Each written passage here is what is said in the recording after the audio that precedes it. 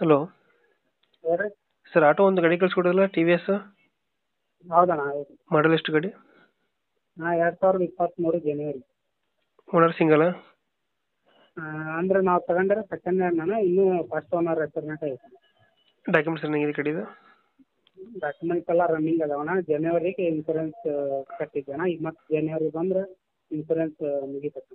Loan ಐತೆ ಗಾಡಿ ಮೇಲೆ? ಲೋನ್ ಇತ್ತಣ್ಣ, ಹೋದ ತಿಂಗಳು ಕ್ಲಿಯರ್ ಮಾಡ್ಯಾನ.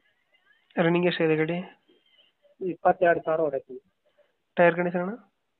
ಅಣ್ಣ, ಟೈರ್ ಕಂಡೀಷನು?